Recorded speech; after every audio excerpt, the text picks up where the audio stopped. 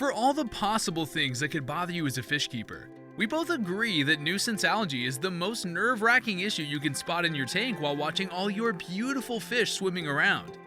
Algae are primary plants that do not have stalks, roots, or flowers. They do not have leaves, yet they also photosynthesize as more evolved plants do. Although intriguing and occasionally attractive for some, algae are often not wanted in our fish tanks. In short, algae can ruin the aesthetic of your tank. Do you agree? Of course, I know you do, and your fish too, because who wants to see green, mossy, tangled things in their lovely homes, right? Looking back, we already featured some common types of algae in one of our videos, and you have been enlightened about how to deal with them, most of which are intended for freshwater aquariums. That's why in today's video, just to be fair, we'll get to know the top 7 algae eaters for a saltwater tank. I'll also be teaching you how to choose an algae water based on the algae you're tackling. So, what are you waiting for? Volume up on your phone, laptop, or TV, sit right back and take note of the most important information here at Aquarium Store Depot. Before we go on to our list of the top 7, let's speak about the 3 essential steps in implementing an algae management system. You'll most likely encounter these steps before finally adding algae eaters or controllers to your aquarium. And the first step you'd like to take is to learn how to prevent algae outbreaks. Virtually all algae comes from the following sources shown on your screen. As you can notice, the tank's age is typically the first problem. Nuisance algae are frequent in tanks that are just getting set up or have recently finished their cycle. Diatoms come first, followed by hair algae and crimson slime. You get outbreaks because your bacterial cycle is still maturing. Poor source water is another of the leading causes of algae outbreaks in saltwater aquariums. Silicates, phosphates, and nitrates in tap water can all contribute to unwanted algae growth in your aquarium. As this is their primary food source, algae flourishes and will develop to consume them in your tank. Another issue that you can typically resolve quickly is poor lighting. When the spectrum and intensity of T5 fluorescent lighting deteriorate over time, this is a typical occurrence. Consider obtaining an adequate reef light if your lighting source generates a different spectrum. Algae hitchhikers are our final troublemakers. By investing in dry rock rather than living rock, you can often avoid these problems. You can also get them from corals. You may reduce your risk by buying frags, looking at corals first, and only making purchases from trustworthy local or internet merchants. Purchasing only dry rock can also have their own issue with dinoflagellates. Biodiversity will prevent that issue. There are pros and cons with choosing to go with dry versus live rock, which we can cover in another video. Realistically speaking, you can avoid having nuisance algae outbreaks in your tank if you know what causes it to reproduce. Unfortunately, failing to precautions will undoubtedly lead to their uncontrollable appearance. So if you want to win against these tank culprits, you need to know what type of algae you're dealing with. Let's start looking at the common types of algae as the second step before considering algae eaters, starting with diatoms. Brown algae, called diatoms, typically develop after a tank has finished its cycle. They can cover anything including sand, pebbles, humps, and glass. While they are unattractive, they are safe in your tank. Diatoms eat silicates for food. The second possibility to appear is the film algae. These are typical algae that develop because of the nutrients in the tank. They are ugly and straightforward to remove manually or by using algae eaters. They are not toxic to fish, so you can breathe now if you see this in your tank. Dinoflagellates is the modern reefer's nightmare. Dinoflagellates are also called brown slime algae. This particular algae isn't actually an algae, but rather a type of plankton. They expel poisons, kill delicate invertebrates like snails, and eat things they destroy. Dinoflagellates is the bane of any modern reefer's existence, and common in low-nutrient reefs and tanks with mostly dry rock. There are multiple ways to tackle this nuisance, but it is one of the nuisance that fish will not eat. Going through the process of eliminating them is a video in itself. Check out our blog post all about how to get rid of this monster. I'll leave a link in the card above the video so you can visit the post. Dinos should not be ignored, and actions you take to remove them should be quick. Do not treat this epidemic lightly. Our next nuisance is red slime.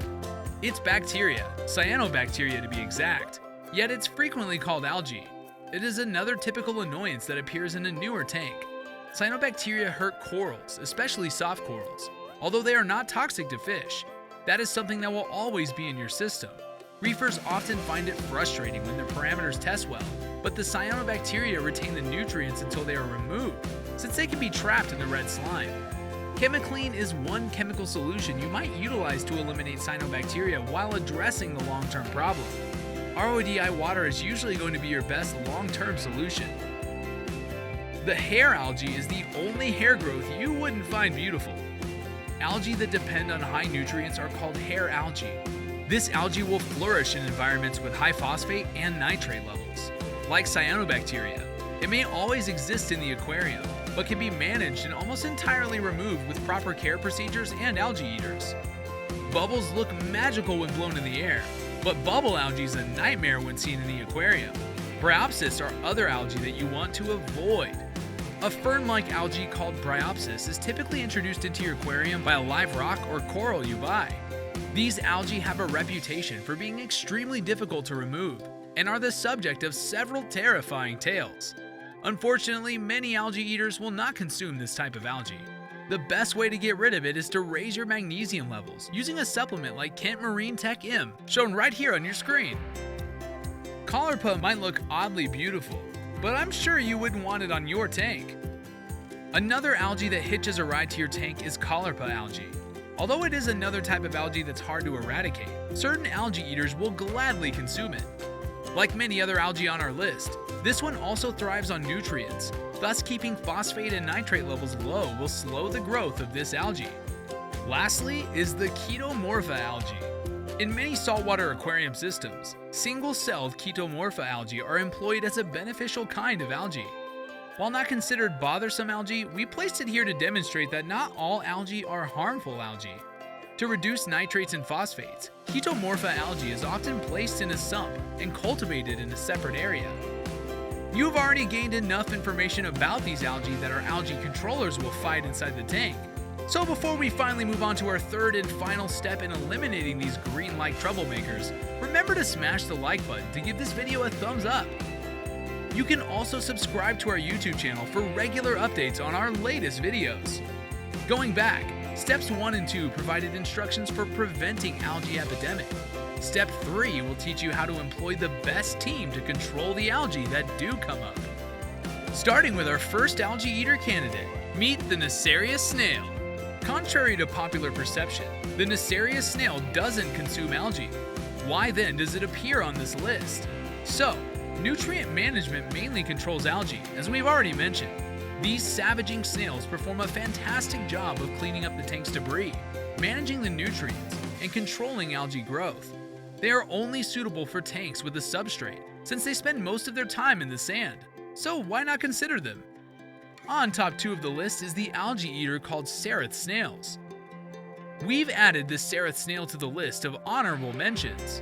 Many reefers would rank this at the top of their lists, but I've given it a second mention for a few reasons. First off, Cerith snails may quickly breed in an aquarium.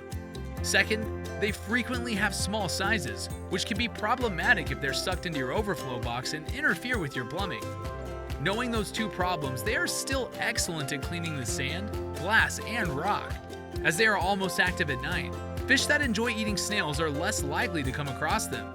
They are perfect for nano reef aquariums because of their tiny size. Third on our list of saltwater algae eaters is the Mexican turbo snail. The ideal reef snail for larger aquariums is the Mexican turbo snail. It can turn itself around, grow large, and obliterate various species of bothersome algae. Crabs find it challenging to consume due to the form of its shell. These snails can quickly create a reliable cleaning team in a tank. Every reefer should consider these snails. They only have one drawback: they get big. I would advise you to use Ceriths for smaller saltwater aquariums instead. This cute algae eater reached our 4th spot. Meet the Tailspot Blenny. When people think of an algae-eating blenny, they typically picture the lawnmower blenny. Due to its maximum size of 5 inches, several people opt to avoid lawnmowers. The Tailspot Blenny possesses all the algae-eating traits of the lawnmower blenny, but in a more small, vibrant, and serene package. They are excellent additions to any tank and have fantastic personalities. The next algae eater for saltwater is the cool Kole Tang. The Kole Tang is on our list for several reasons. Given that it is one of the smallest tanks you may keep in an aquarium, people with medium-sized tanks can hold them. Even yet, hair and macroalgae are occasionally consumed by Kole Tangs. A yellow tang or a foxface would suit hair and macroalgae in more giant-sized tanks. For effective algae management in a much bigger tank, combine a bristletooth tang like a Kole with a zebra species tang or a rabbitfish. Speaking of rabbitfish, the foxface is our next saltwater algae eater. A fantastic algae eater in saltwater aquariums is the foxface. They are happy to consume the majority of macroalgae and will cheerfully chew up any hair algae in the tank. Also, it is among the toughest herbivores you can get for a saltwater tank. They are incredibly resistant to bacteria and illness thanks to their thick slime coats. A foxface does have some drawbacks though, including spines that may deliver a painful sting. However, they are not as hazardous as a lionfish or scorpionfish. They may also acquire a liking for some corals and invertebrates, particularly clams. And our 7th spot goes to the magnificent emerald crab. It is commonly known that emerald crabs consume bubble algae. It is a scavenger that consumes both uneaten food and a variety of bothersome algae. While they are typically calm inverts, they may develop opportunistic eating habits if food supplies are limited. This invert ought to be a member of any reef tank cleanup staff. Note that females are often less aggressive than males, so try to make sure you only purchase females. Check out the picture below to distinguish the female from the male emerald crab. Whew! Who knew that getting rid of this algae is way easier than expected? You need help from these top 7 algae eaters available for your saltwater tank, and voila! Just consistent tank maintenance and you can fight algae reproduction repeatedly. You should include these 7 aquatic creatures in your saltwater aquarium since they are the finest livestock for controlling algae. If you decide to use equipment, we strongly suggest an algae turf scrubber for eradicating any unwelcome algae development. If there's still an algae controller or eater missing that should be on our top 7, it would also be beneficial for you to visit our website at aquariumstoredepot.com for more information about algae eaters that you search for on the list tab. Remember to smash that like button and subscribe to our YouTube channel. See you in the next video. Always thrive on making your tank healthy and free of algae. Thank you for watching.